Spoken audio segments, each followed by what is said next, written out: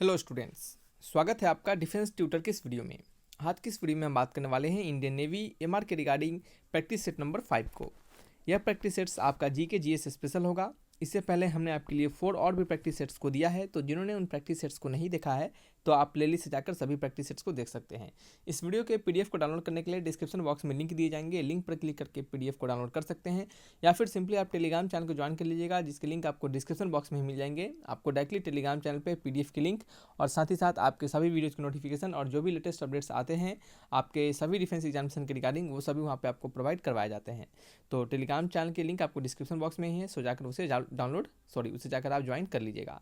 तो चलिए बढ़ते हैं अपने वीडियो लेक्चर्स की ओर। और आपको बता दें कि आपके एग्जामिनेशन के लिए जल्द ही कुछ समय बाद आपको फ्री में ऑनलाइन मॉक टेस्ट अरेंज किया जाएगा, जिसके लिंक आपको डिस्क्रिप्शन बॉक्स में ही मिल जाएंगे सभी वीडियोस के, और आपको सभी आपके जो लिंक होंगे वो आपको टेलीग्राम चैनल पर भी भेज दिए जाएंगे। सो आप टेलीग्राम चैनल को भी जरूर ज्वाइन करके रखिएगा, ताकि आपको वहाँ से उसका लाभ हो सके। ऑनलाइन मॉक टेस्ट देने का फ़ायदा यह होता है, वो भी फ्री ऑफ कॉस्ट होंगे। उससे आपके एग्जामिनेशन के प्रैक्टिस आपको पता चल पाएगा कि आप कितने लेवल तक प्रैक्टिस किए हैं, आपका कितना प्रैक्टिस अच्छे से हुआ है। ठीक है, तो चलिए बढ़ते हैं वीडियो लेक्चर्स की ओर। पहला क्वेश्चन जो है आपका, हमारा यहाँ पे सभी क्वेश्चन जीके जीएस से कंबाइंड क्वेश्चन होंगे।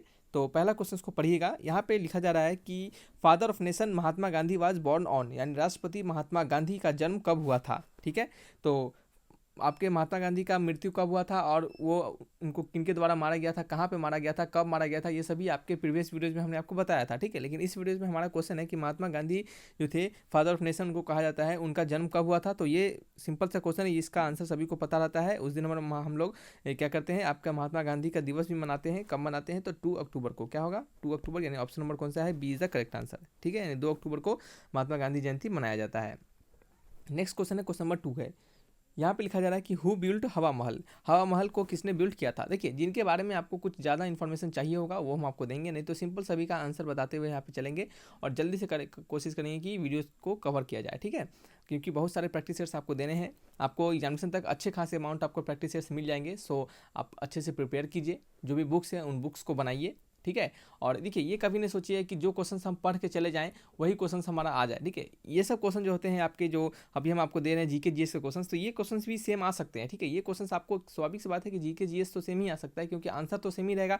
भले क्वेश्चन का लिखने का तरीका कुछ चेंज कर दे, लेकिन आंसर तो सेम ही रहेगा ना। तो ये सभी तो आपको काम आते हैं, लेकिन जहाँ पे मैथमेटिक्स की बात होती है तो वहाँ पे क्या होता है आपका, कि आप सिर्फ कंसेप्ट को सीख कर जाइए, आपको तरीका को सीख के जाइए बनाने का, और तब वहाँ पे आपको जो क्वेश्चन दिए जाएंगे तो उसको बनाइएगा। ऐसा कभी नहीं सोचिएगा कि मैथमेटिक्स में अगर हम क्वेश्चन पढ़ रहे हैं तो वही क्वेश्चन हमारे एग्जामिनेशन में आ जाएगा, ऐसा कभी नहीं सोचिएगा, क्योंकि ऐसा होता ही नहीं है। क्योंकि ये कंपटीशन का एग्जाम है, अगर ऐसा ही क्वेश्चन दे दिया जाए तो कॉमन क्वेश्चन सभी जगह आपको देखने के लिए मिल जाएंगे, और वही क्वेश्चन देगा तो फिर कंपटीशन का मायने ही खत्म हो जाएगा। ठीक है, सो यहाँ पे कंपटीशन में सिर्फ आपके कंपटीशन के कहने का मतलब होता है कि आपके कंसेप्ट को चेक किया जाता है कि आपको उस सब्जेक्ट, पर्टिकुलर सब्जेक्ट पर कितना ग्रिप है। ठीक है, यानी आप कितना पकड़ बनाए रखे हैं और आप कितना उसके बारे में कंसेप्ट जानते हैं। ठीक है, तो अच्छे से कंसेप्ट को फोकस कीजिए। हमेशा हम कहते हैं कंसेप्ट की तरफ फोकस कीजिए, डेफिनेट तौर पे आप किसी भी एग्जामिनेशन को बिल्कुल क्रैक कर पाइएगा। ठीक है, चलिए, तो यहाँ पे क्वेश्चन था कि हु बिल्ट हवा महल, तो हवा महल को किसने बनाया था बताइए।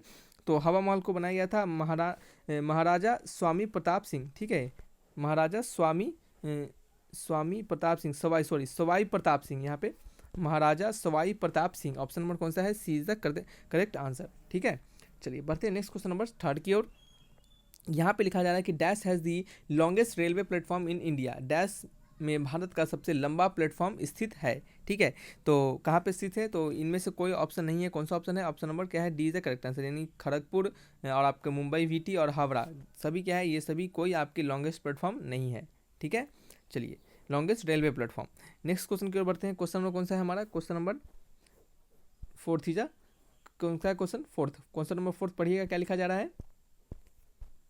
ठीक है, तो क्वेश्चन नंबर 4 को पढ़िए। यहाँ पे लिखा जा रहा है कि Meenakshi temple is situated in dash city. अब देखिए, ये जो पिछला क्वेश्चन था क्वेश्चन नंबर 3 यहाँ पे, तो यहाँ पे तो इनमें से कोई ऑप्शन नहीं था, लेकिन अगर आपसे हो सकता है मे बी इस क्वेश्चन को और तरीका से, दूसरे तरीका से बनाकर पूछ दिया जा सकता है, जिसमें कि आपको यह पूछा जा सकता है कि ऑप्शन दे दे आपका करेक्ट आंसर, तो उस समय आप कौन से प्लेटफॉर्म को लगाइएगा। तो जो सबसे लंबा प्लेटफॉर्म इंडिया का है रेलवे प्लेटफॉर्म, वो कौन सा प्लेटफॉर्म है, तो वो आपका गोरखपुर रेलवे स्टेशन है। कहाँ पे, यहाँ पे लिख देते हैं Gorakhpur, GORAKHPUR, Gorakhpur railway station. ठीक है, ये कहाँ पड़ता है, तो गोरखपुर रेलवे स्टेशन आपका कहाँ पे, यूपी में पड़ता है, यूपी यानी आपके उत्तर प्रदेश में। और ये क्या आपका सबसे लंबा प्लेटफॉर्म है, यहाँ पे लिख देते हैं लॉन्गेस्ट प्लेटफॉर्म। ठीक है, इन इंडिया। तो गोरखपुर रेलवे स्टेशन है जो कि यूपी में पड़ता है, ये आपका क्या है, लॉन्गेस्ट ऑपरेशनल प्लेटफॉर्म है, यानी ये चालू प्लेटफॉर्म है, इस पे ट्रेन आते जाते हैं, ठीक है। तो ये आपका क्या है, इसका करेक्ट आंसर है। ये हो सकता है ये क्वेश्चन को डिफरेंट तरीके से पूछ देता, अगर आपका ऑप्शन में गोरखपुर रेलवे स्टेशन रहता तो आप लगा सकते थे यहाँ पे, या फिर यूपी ऑप्शन रहता तो आप उसको लगा सकते थे, ठीक है।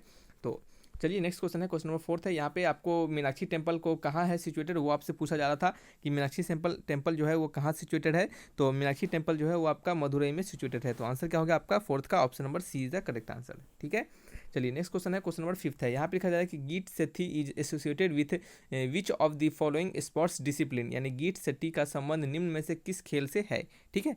तो गीत सेठी का संबंध जो है वो आपके बिलियार्ड से है, किस खेल से, तो बिलियार्ड बॉल, आपने बिलियार्ड खेल के बारे में सुना होगा, तो किनसे इनका है, तो बिलियार्ड से संबंधित है ये, ठीक है। गीत सेठी किससे, कौन स्पोर्ट से संबंधित है, तो ये आपके बिलियार्ड से संबंधित है, ठीक है। अब चलिए नेक्स्ट क्वेश्चन है, क्वेश्चन नंबर 6 है, इसको पढ़िएगा। यहाँ पे लिखा जा रहा है कि what is the expansion of IAEC, ठीक है, यानी IAEC का फुल फॉर्म सिंपली कहा जा रहा है, IAEC का फुल फॉर्म आपसे पूछा जा रहा है।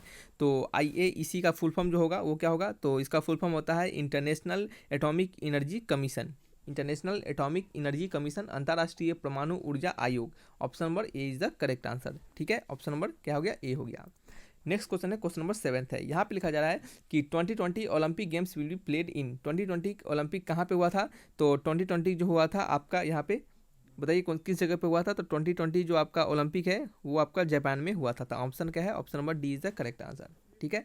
चलिए नेक्स्ट क्वेश्चन है, क्वेश्चन नंबर 8। यहाँ पे लिखा जा रहा है कि Mrs Ramnath Kovind is dash president of India, Shri Ramnath Kovind, यहाँ पे मिस्टर लिखना चाहिए था, देखिए, श्री रामनाथ कोविंद भारत के डैश राष्ट्रपति हैं, ठीक है। तो श्री रामनाथ कोविंद भारत के डैश राष्ट्रपति हैं, तो वो आपके 14वें राष्ट्रपति हैं। कब, कौन से हुए, 14वें राष्ट्रपति हैं, ठीक है। चलिए तो नेक्स्ट क्वेश्चन है, कौन सा आपका है, ऑप्शन नंबर इसका डी हो गया।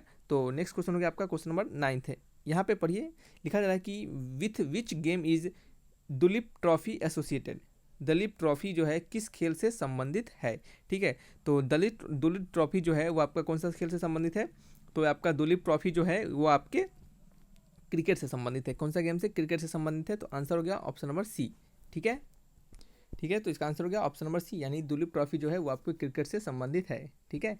नेक्स्ट क्वेश्चन है आपका क्वेश्चन नंबर 10 है। यहाँ पे लिखा जा रहा है कि chief justice of India is appointed by, chief justice of India जो होते हैं वो किनके द्वारा अपॉइंट किया जाता है, तो चीफ जस्टिस ऑफ इंडिया जो है वो आपके राष्ट्रपति के द्वारा अपॉइंट किया जाता है। तो आंसर हो गया option number B is the correct answer, ठीक है।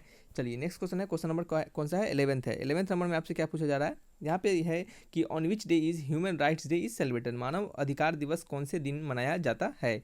तो मानव अधिकार दिवस जो है वो आपके 10 दिसंबर को मनाया जाता है। तो आंसर हो गया option number B is the correct answer, ठीक है।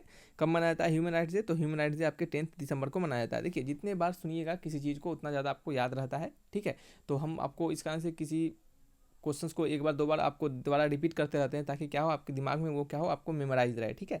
और आप खुद से भी पढ़िएगा, और पीडीएफ को हमने आपको बता दिया कि डाउनलोड करने के लिए डिस्क्रिप्शन बॉक्स में लिंक दिए जाएंगे, लिंक पर क्लिक करके पीडीएफ को डाउनलोड कर लीजिएगा, या फिर टेलीग्राम चैनल को ज्वाइन करके रख लीजिए। आपको डायरेक्टली जैसे ही लिंक आपको एक्टिव होंगे आपको टेलीग्राम चैनल पर सीधे लिंक प्रोवाइड करवा दिया जाएगा, ठीक है। चलिए नेक्स्ट क्वेश्चन है, क्वेश्चन नंबर 12 है। यहाँ पे लिखा जा रहा है कि what was the period of the 8th 5-year plan of government of India, Bharat सरकार की 8वीं पंचवर्षीय योजना का कार्यकाल क्या था, यानी जो पंचवर्षीय योजना यानी 5-year प्लान जो था वो आपका 8th 5-year प्लान जो थे, यानी 8वीं पंचवर्षीय योजना जो है वो आपका उसका पीरियड कब था, यानी वो किस समय से किस समय तक चला था, ठीक है। तो 8वीं पंचवर्षीय योजना जो है वो आपका 1992 से 1997 के बीच में इसको चलाया गया था। तो आंसर हो गया option number C. Next question है, क्वेश्चन नंबर 13। यहाँ पे लिखा जा रहा है कि how many players constitute a basketball team, एक बास्केटबॉल टीम में यानी एक बास्केटबॉल आपके जो खेल होते हैं उसमें कितने खिलाड़ी होते हैं, ठीक है। तो बास्केटबॉल में आपके टोटल कितने खिलाड़ी होते हैं, तो बास्केटबॉल में आपका टोटल 9 खिलाड़ी होते हैं, ठीक है। बास्केटबॉल खेल की एक टीम में कितने 9 खिलाड़ी खेलते हैं, जैसे आपके क्रिकेट में कितना 11 के आसपास होते हैं, तो उसी प्रकार इसमें आपके कितने 9 होते हैं, ठीक है। चलिए ठीक है, तो क्रिकेट में 11 होते हैं और यहाँ पे कितने हो जाते हैं, बास्केटबॉल में आपके 9 प्लेयर्स हो जाते हैं सिंगल टीम में, यानी एक टीम में। नेक्स्ट है क्वेश्चन नंबर 14 है। यहाँ पे पढ़िए क्या लिखा जा रहा है, तो who was the writer of books titled India wins freedom, India wins freedom नामक किताब के लेखक कौन थे, ठीक है।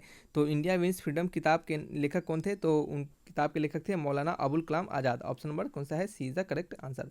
इंडिया विंस फ्रीडम किनके द्वारा लिखा गया था, तो उनको वो आपके मौलाना अबुल कलाम आज़ाद के द्वारा लिखा गया था। तो क्या हो गया आंसर, 14th का सी हो गया।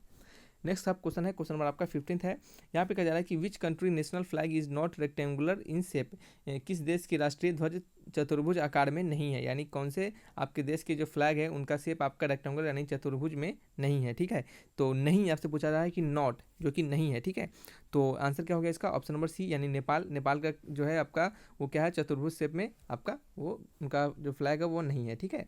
ठीक है, क्या है वो आपका रेक्टेंगुलर यानी इस प्रकार के शेप में नहीं है। कैसा है आपका नेपाल का फ्लैग, आपने देखा होगा, तो वो आपका इस तरह से एक रहता है और यहाँ पे इस तरीके से जाकर ऐसे मिला रहता है, ठीक है। ये इस प्रकार से शेप में रहता है और यहाँ पे क्या होता है, एक आपका चांद का इस प्रकार से फोटो बना होता है और यहाँ पे इस तरह से आपका सितारा टाइप का इस तरह से फोटो रहता है, ठीक है। और ये कौन सा रहता है, ये पूरा जो रहता है ये आपका पूरा लाल कलर का रहता है, कौन सा, लाल कलर का, ठीक है। चलिए समझ में आपका आ चुका है। और ये सिंपल इसमें अंदर क्या है, ये दोनों वाइट रहता है। तो सिंपल सा बात है कि ये आपको उतना नहीं समझना है।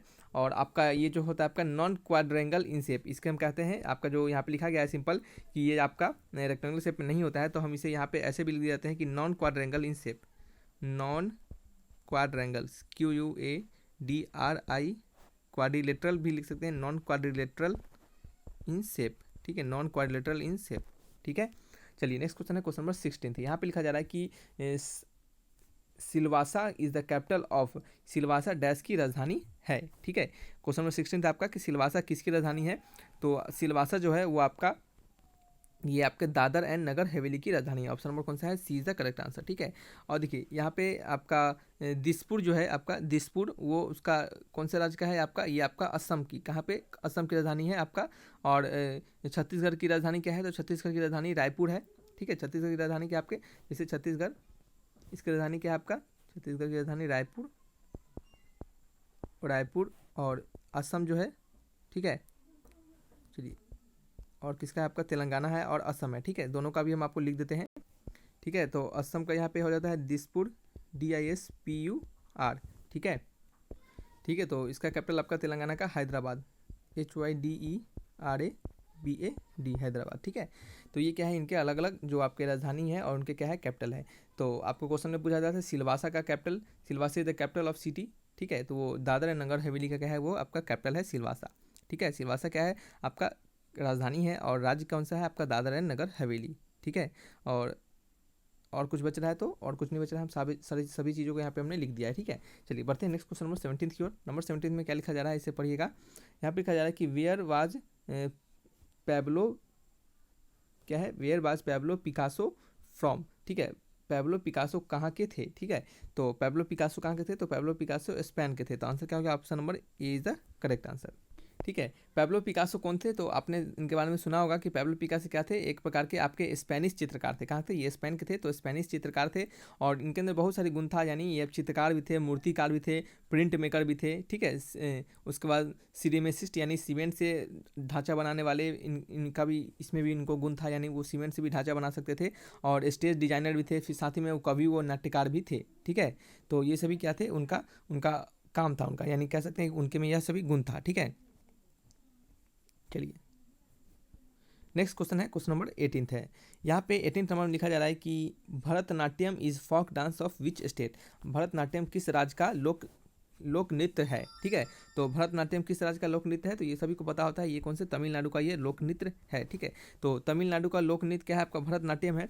केरला यानी केरल जो है इसका कौन सा लोकगीत है, तो इसका जो लोक नृत्य है वो आपका है कथकली, ठीक है। तो यहाँ पे लिख सकते हैं कथकली, ठीक है। कथकली क्या है आपका, तमिलनाडु का है। और आपका आंध्र प्रदेश जो है, आंध्र प्रदेश का जो आपका लोक नृत्य है वो कौन सा है आपका, कुचिपुड़ी, ठीक है। तो यहाँ पे लिखिए कुचिपुड़ी क्या है आपका, आंध्र प्रदेश का लोक नृत्य है। और कौन सा आपका, उत्तराखंड है, ठीक है। तो उत्तराखंड का या फिर उत्तराखंड का भी लिख देते हैं आप, ठीक है। तो उत्तराखंड में हालांकि बहुत सारे डांस को वहाँ पे परफॉर्म किया जाता है, जैसे आपके चालिया हो गए, यहाँ पे आप चालिया भी लिख सकते हैं, CHALIY, चालिया, ठीक है। ये भी क्या है आपका डांस है। और आपका क्या है साथ ही में जोहरा, JHORA, जोहरा, फिर क्या है भोटिया, और आपका क्या है मुखौटा, ये सभी क्या है अलग अलग प्रकार के उत्तर प्रदेश में डांस देखे जाते हैं। ठीक है, तो जो आपका यहाँ पे क्वेश्चन था भरतनाट्यम किस डांस से रिलेटेड है, तो कहाँ से वो रिलेटेड है, तो वो आपका तमिलनाडु का क्या है फेमस डांस है। फिर आपके केरल का आपका जो फोक डांस यानी फेमस डांस जो है लोक नृत्य है वो कौन सा है, कथकली है। आंध्र प्रदेश का कुचिपुड़ी है। ठीक है, गुजरात का क्या है, तो गुजरात का गरबा होता है, पता होना चाहिए आपको। ठीक है, गुजरात का क्या होता है, तो गुजरात का आपका गरबा होता है, यहाँ पे लिख देते हैं हम गुजरात का गरबा। ठीक है, चलिए असम का क्या होता है, असम का बिहू होता है। ठीक है, असम का बिहू। ठीक है, और मध्य प्रदेश का क्या होता है, मध्य प्रदेश एमपी का क्या होता है, तो एमपी का होता है पंडवानी। क्या होता है, एमपी का पंडवानी होता है, यहाँ पे लिख देते हैं पंडवानी। ठीक है, एमपी का पंडवानी होता है। तो ये सभी क्या है अलग अलग राज्य के अलग अलग क्या है लोक नृत्य हैं, लोक नृत्य है। ठीक है, तो आपसे एक क्वेश्चन पूछा है आपका भरतनाट्यम करके, तो हो सकता है इन सभी में से और भी क्वेश्चन में भी पूछ दिया आपसे, तो इसका आंसर हमने ये आपके लिए इंपॉर्टेंट है, सो हमने यहाँ पे इसको लिख दिया है। ठीक है, याद कर लीजिएगा सभी को।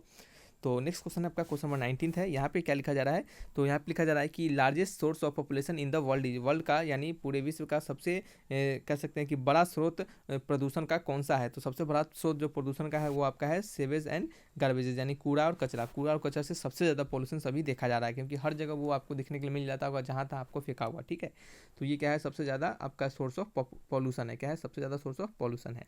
नेक्स्ट क्वेश्चन है आपका क्वेश्चन नंबर 20 नंबर क्वेश्चन में है कि हु इन्वेंटेड सीलिंग फैन, छत के पंखों का आविष्कार किसने किया, तो छत के पंखों का आविष्कार किसने किया था, तो आपके फिलिप डेहली, क्या है फिलिप डीहेल ने आपका छत के पंखों का यानी सीलिंग फैन का आविष्कार इन्होंने किया था। ठीक है, तो इन्होंने कब किया था, तो ये आपके